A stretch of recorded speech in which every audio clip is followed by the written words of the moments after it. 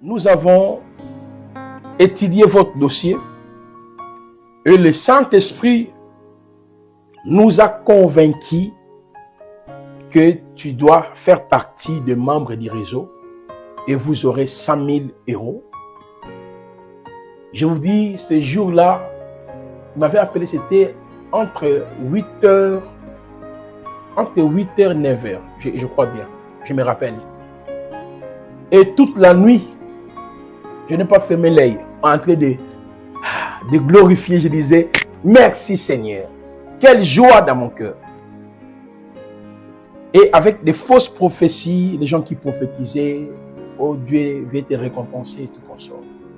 Je me l'ai dit aux hommes de Dieu, quand vous traversez dans les moments tragiques, tout ce qui arrive dans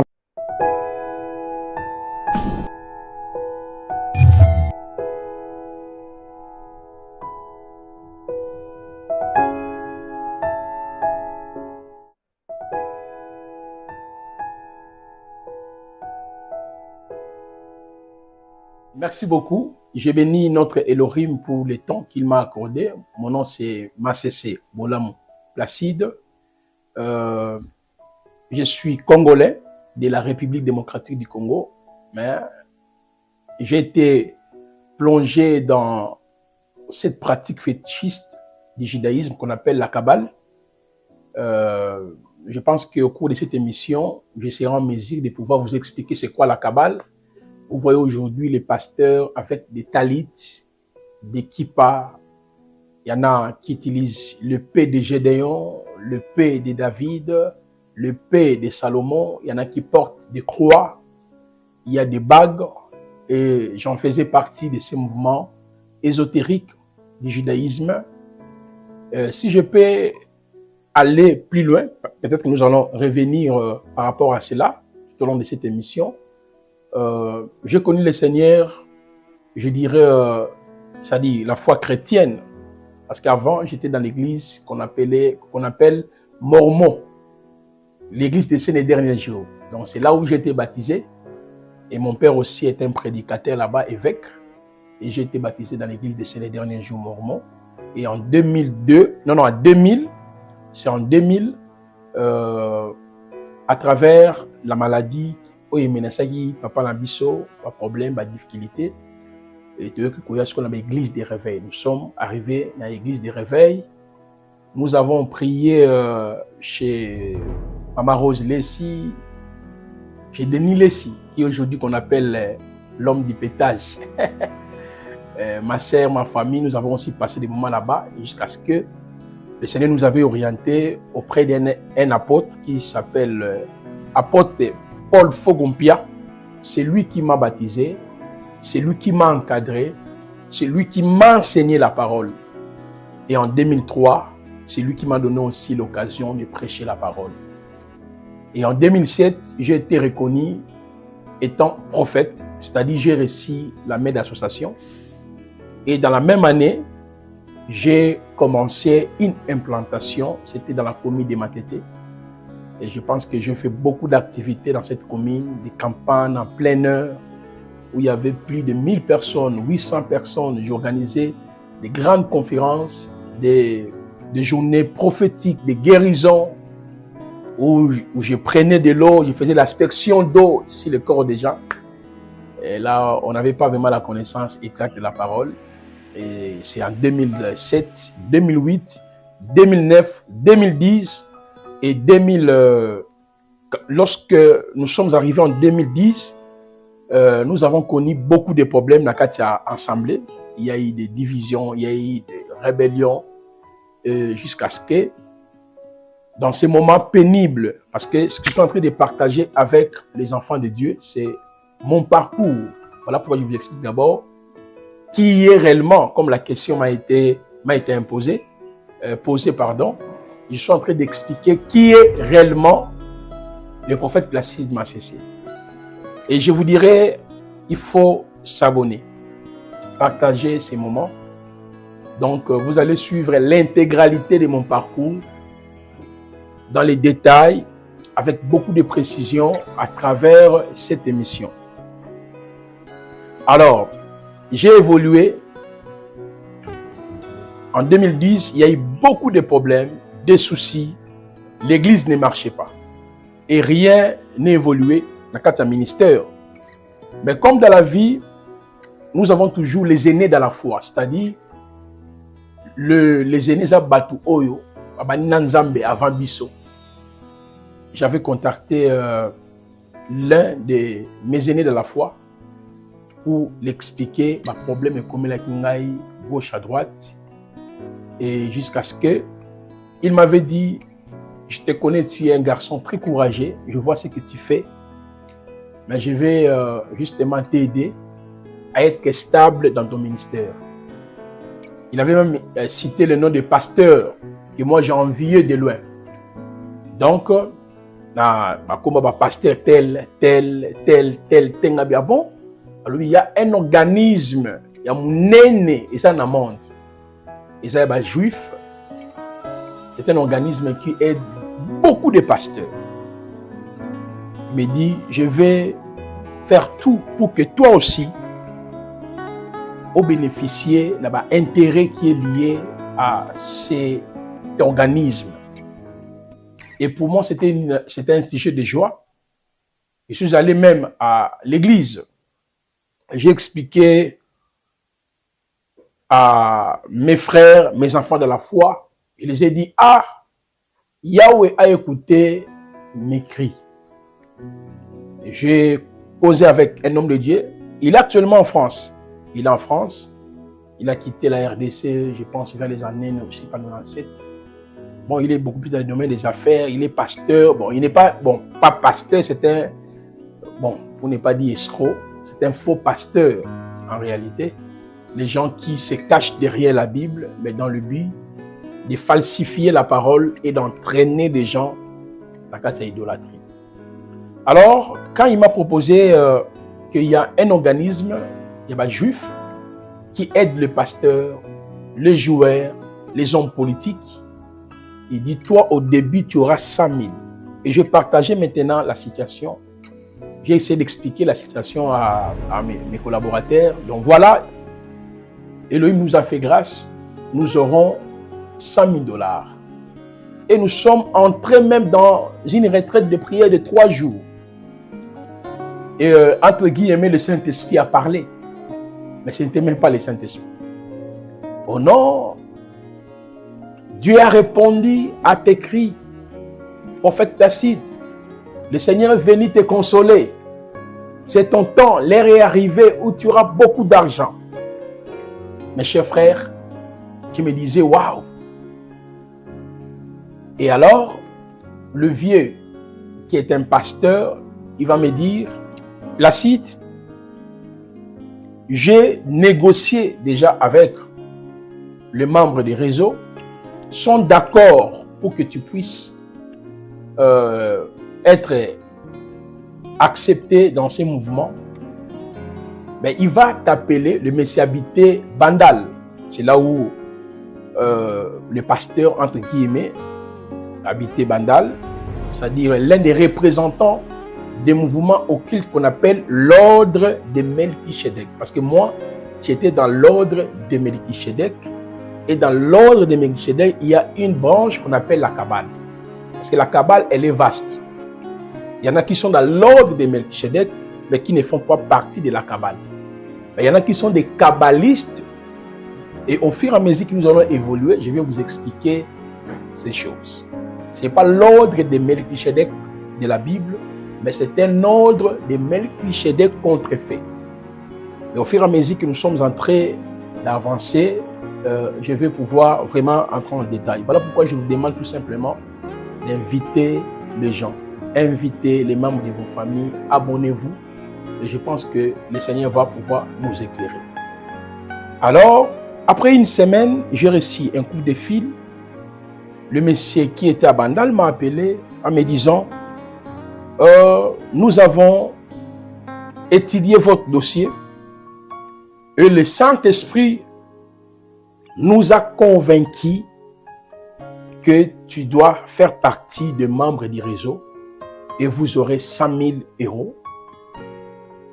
Je vous dis, ce jour-là, il m'avait appelé, c'était entre 8h entre 8h et 9h, je crois bien, je me rappelle. Et toute la nuit, je n'ai pas fermé l'œil, en train de glorifier, je disais, merci Seigneur. Quelle joie dans mon cœur. Et avec des fausses prophéties, les gens qui prophétisaient, oh Dieu va te récompenser et tout comme ça. Je m'en ai dit aux hommes de Dieu, quand vous traversez dans les moments tragiques, tout ce qui arrive dans votre tête ou des messages qu'on vous donne, il faut exercer le discernement. Et moi, je ne regrette pas, parce que j'ai fait 4 ans dans la Kabbale. J'ai étudié la Kabbale et j'ai été avancé dans cette pratique fétichiste. Mais je comprends que le Seigneur avait une mission pour moi et pour l'Église. Parce qu'aujourd'hui, si on parle de la Kabbale juive, aujourd'hui, au Congo et partout ailleurs, c'est parce que le Seigneur m'avait fait passer dans cette voie-là afin que je sois une voix pour dénoncer cela. Comme la parole nous dit que Moïse était instruit de toute la sagesse égyptienne. Autrement dit, il avait la connaissance de l'exotérisme égyptien et le même Moïse qui a reçu les mandats de pouvoir renverser toutes les fausses divinités qui exerçaient leur domination sur cette terre égyptienne. Mais parce que Moïse avait la connaissance de cela. Je ne dis pas que non. Il faut que les hommes de Dieu puissent aller dans l'occultisme afin que Dieu se serve d'eux comme une voix. Ce n'est pas ce qu'ils sont en train de dire. Parce que Dieu n'a pas besoin de ça. Mais il y a des cas exceptionnels. Parce que moi, je connais mes amis qui sont toujours dans ces histoires. On les appelle prophètes. Ils ne sont même pas prophètes. Et plus tard, je vais expliquer même comment on prophétisait à travers les entités. On vous dit, marchez 4 pas, bouge, élève ta main, frappe-moi. On aura le temps d'expliquer toutes ces fausses prophéties. Alors,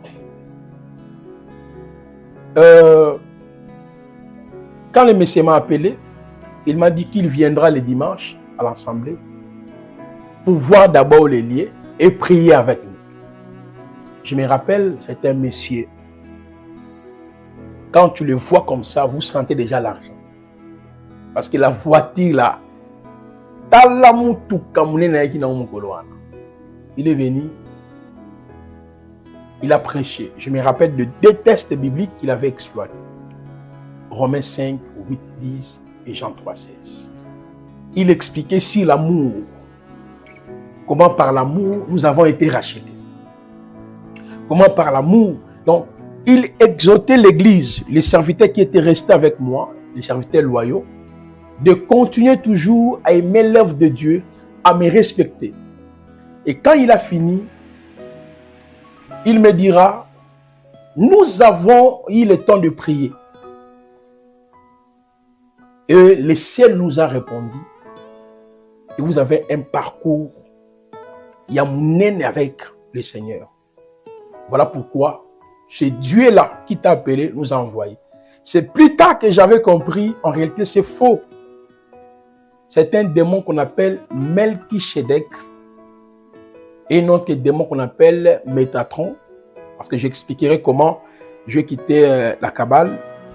Je n'étais pas assis comme ça et j'ai dit, bon, je dois quitter la Kabbale. Non, je vais expliquer ça peut-être dans la deuxième partie. Mais il m'a dit tout simplement, nous avons vu ton étoile. Tu sais, Dieu nous a dit, tu es un grand. Tu iras partout. Et je me suis rappelé de 2 visitations de Yahweh lui-même. En 1993, quand j'étais encore dans l'église des Saints les derniers jours, en plein jour comme ça, je vis un être, pas je dormais, un être physique comme ça, que je ne pouvais pas regarder sa face. Il m'a dit, prends les rouleaux, avale les rouleaux, tu enseigneras la parole. L'être là est parti. Et en 2003, avant que je puisse commencer déjà à enseigner la parole, parce que à la fin de l'année 2003, où j'ai commencé à enseigner, je vis le même être qui est venu, il m'a dit, avale les rouleaux, tu enseigneras. Je t'ai établi comme mon messager, tu prêcheras la parole partout. Maintenant, quand ce Messie m'a dit aussi que le ciel a répondu à ma prière. Et ce Dieu que je sers, le Dieu qui m'est à Paris, c'est lui qui les a envoyés. Moi, je disais, ah, merci. Peut-être que c'est l'accomplissement de la mission. Homme de Dieu, soyez patient. Dans le ministère, j'aimerais lire un passage. Il va nous aider. C'est le conseil que l'apôtre Paul, n'est-ce pas, prodiguait aux chrétiens de Corinthe. Je vais prendre 2 Corinthiens, chapitre 4. Ce verset va beaucoup plus nous aider. Le texte nous dit ceci. 2 Corinthiens, chapitre 4. Écoutez ce que le texte biblique nous dit. Alors, car nous qui vivons, nous sommes sans cesse livrés à la mort à cause de Jésus, afin que la vie de Jésus soit aussi manifestée dans notre chair mortelle. Mes chers frères et sœurs, la souffrance que le Maître, le Sauveur, a connue, la même souffrance aussi, ça nous arrive. Il faut être patient et être à l'écoute du Seigneur.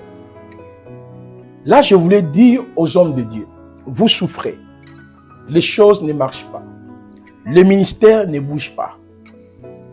Ayons les regards fixés sur Yehoshua, celle qui peut vous aider, celle qui a le pouvoir d'arrêter le problème, les difficultés, les combats qui arrivent dans votre parcours ministériel.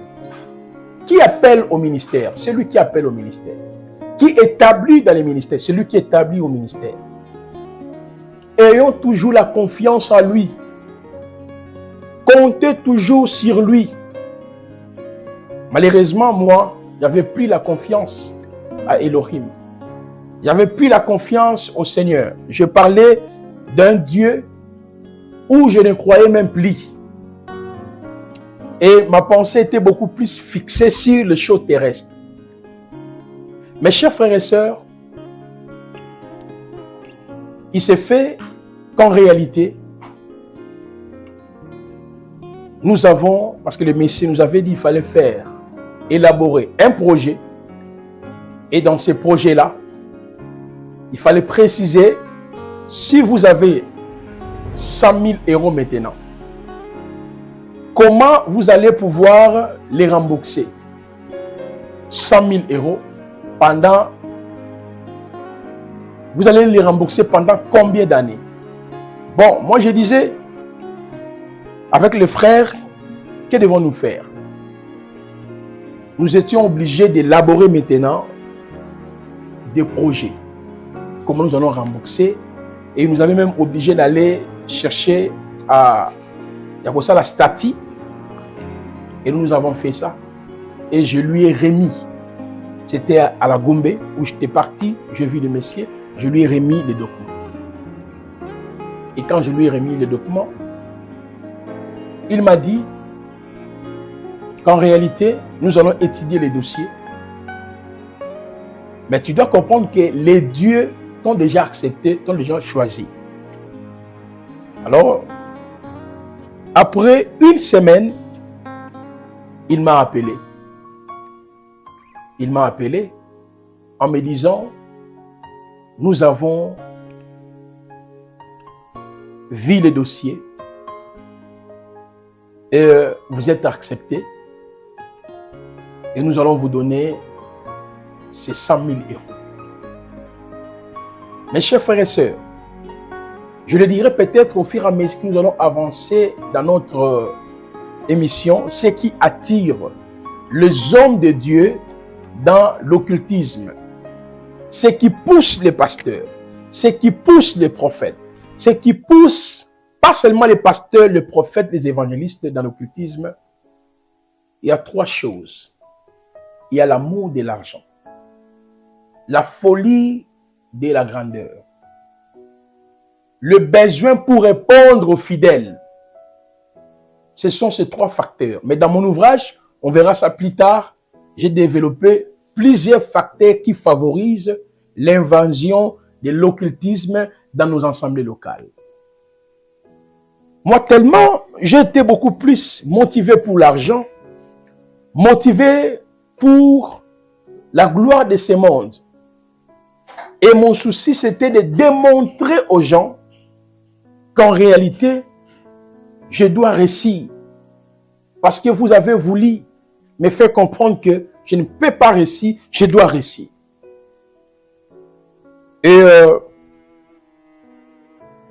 j'ai parlé aux frères dans l'assemblée et j'ai dit, notre dossier a été accepté. Que le Yahweh se souvient de tous ces frères qui m'ont soutenu parce que les autres m'avaient abandonné. Le prophète Tacite n'a jamais été dans son propre gré pour aller chercher les occultistes, les marabouts. Non, je n'ai jamais cherché un occultiste, un féticheur pour que je puisse avoir l'argent. Mais j'ai été initié dans la Kabbale à travers un prédicateur. Je crois qu'à partir de la deuxième partie, je vais vous expliquer la Kabbale c'est quoi, leurs enseignements. Vous voyez, je vais démontrer ça ici. Et vous serez totalement éclairé. Là, je vous parle calmement de mon parcours.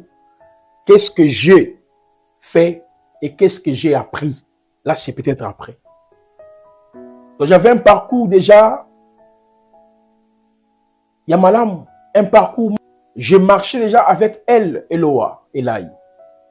Qu'est-ce que je n'ai pas expérimenté dans le domaine de la parole de connaissance, dans le domaine de la prophétie, dans le domaine des miracles. Quand je prêchais, il y avait des fois des vapeurs sur ma tête. L'ennemi, pour détruire quelqu'un, il se sert seulement de ce qu'il y a ou lui a donné. Et c'est alors, mes chers frères et sœurs, j'ai parlé, comme je l'ai dit, avec les frères. Voilà, le dossier a été accepté. Et nous sommes entrés même en prière. Homme de Dieu, si vous n'avez pas le discernement, ou si vous n'exercez pas le discernement, à travers les prophéties, les visions que les gens, ou ce que vous-même vous voyez, mes chers frères, vous allez regretter. La femme de Pilate a eu un songe que Yehoshua était innocent. C'est ce que la femme de Pilate a dit à son mari. Laissez cet homme, c'est un homme juste, c'est un innocent. Mais la vision, elle était correcte.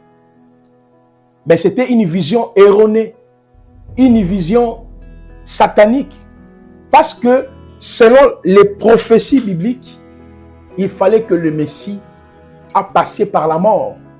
Je prends par exemple Zacharie, chapitre 12, le verset 10e. Il devait être percé. Zacharie 11, verset 13. Il fallait que le Messie soit vendu aux 30 cycles, quand bien même ces prophéties concernent Elohim lui-même. Ésaïe 53, il fallait que le Messie a passé par la souffrance. Lui-même l'a prononcé. Il dit, comme Jonas a fait 3 jours et 3 nuits, de la même manière, le Fils de l'homme a reçu la paix bongo. Il a dit même dans Marc 8, le Fils de l'homme sera livré entre les mains des sacrificateurs, et puis à Rosek.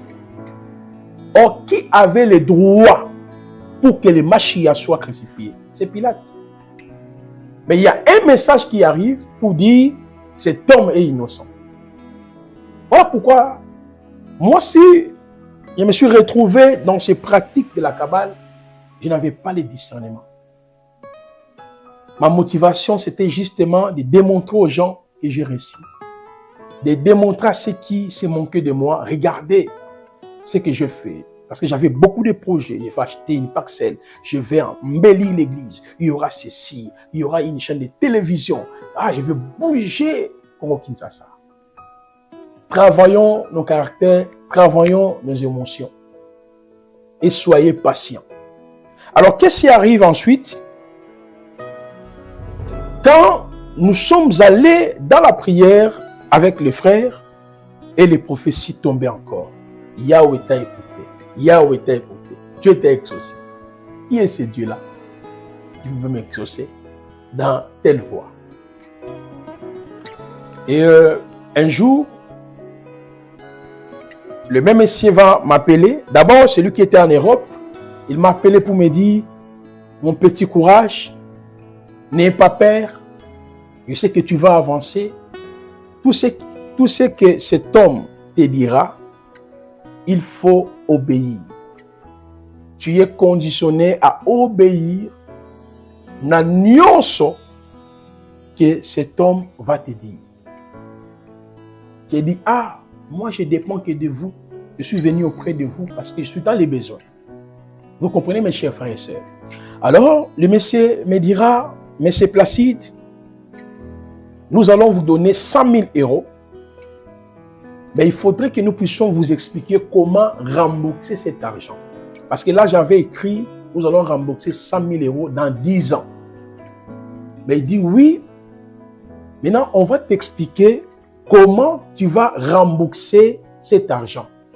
Donc, d'où il est essentiel de pouvoir prendre quelques formations, quelques cours, comment gérer l'argent, comment dans l'entrepreneuriat au fait. Et nous sommes arrivés aussi dans un bon cadre. Là, il n'y avait pas la question de la Kabbale. On nous apprend c'est-à-dire les différentes notions de l'écopole économique que nous avons étudiées même à l'université, le développement d'une nation, la reproduction, la terre, il faut ceci, il faut beaucoup de théories. Comment tu peux faire des dépenses, les calculs et tout. Il y avait vraiment plein de choses que j'avais aimées. On nous explique maintenant. Maintenant, le cours était beaucoup plus lié aux Écritures. On vous prend les personnages de la Bible, comment ils travaillaient, Abraham travaillait, Isaac travaillait. Oh, tout cela, on nous préparait. Et ce que j'avais trouvé bizarre, à chaque fois, parce qu'on a suivi la formation pendant 1 mois, mais à chaque jour, bon, par semaine, c'était 3 fois. Non, je crois 3 fois. 3 fois, oui, 3 fois. 3 fois. Mais à chaque fois qu'on arrivait à la fin, on nous disait, tout chrétien a son ange gardien. Tu dois connaître ton ange gardien. Alors on nous disait, fermez vos yeux. Mets ta main sur l'ordinateur. Vous le mettez. Parce que là, la formation, c'était comme ça. Vous avez l'ordinateur, ce n'est pas ton ordinateur. Ton ordinateur, au plus tard, si j'ai acheté mon ordinateur, mais l'ordinateur d'abord est là, on vous met ta main, on fait paraître des photos des anges. J'avais vu ce livre-là, ton ange gardien existe. Or, c'était déjà une forme de l'envoûtement pour vous envoûter déjà. Je vais développer ça après. Aujourd'hui, beaucoup de pasteurs, je libère les anges de la guérison. Je libère les anges des miracles. Mon ange de la prophétie arrive. Ce sont des pratiques sataniques de la Kabbale que vous ignorez. Et à travers cette émission, je vais vraiment aller doucement, avec des précisions, des détails, pour vous éclairer. L'Église étant le corps invisible de Jésus-Christ, ne peut jamais être infiltré. Matthieu 16, 18 à 19, il dit, les portes de séjour des morts ne profondons pas contre elle. Mais l'Église visible que nous sommes, elle a été toujours l'objet de l'infiltration. Si vous prenez Apocalypse 2, Apocalypse 3, lisez ces 2 chapitres. On parle de la doctrine de Balaam, doctrine de Nicolaïte, doctrine de Jézabel. Et Yahweh a dit, je sais même là où tu demeures, Satan a son trône. Mes chers frères et sœurs, vous comprenez que quand nous avons maintenant suivi la formation, comment rembourser l'argent et tout, il fallait maintenant passer à la deuxième vitesse que nous allons aborder dans la deuxième partie. À la deuxième vitesse, c'est là où on nous a révélé la Kabbale. C'est là où on nous a appris comment entrer en contact avec les 70 démons ou gêner la Kabbale. C'est là où on nous a appris comment sortir de ton corps pour aller étudier. Nous, on sortait dans nos corps pour aller étudier dans le monde angélique. Et c'est ce que je vais pouvoir partager dans la deuxième partie. Si vous pouvez partager, vous avez des questions. Je pense que cette introduction, ça va beaucoup plus... ça vous est... Donc, je dirais, cette introduction, ça nous a aidé justement à comprendre d'une manière générale qui est réellement le prophète Placide. Que Yahweh vous bénisse et sa paix et sa miséricorde vous soient totalement multipliées. Continuez à partager, invitez les autres. Le prophète Placide est avec vous. Rendez-vous dans le deuxième numéro. Merci et Yahweh vous bénisse.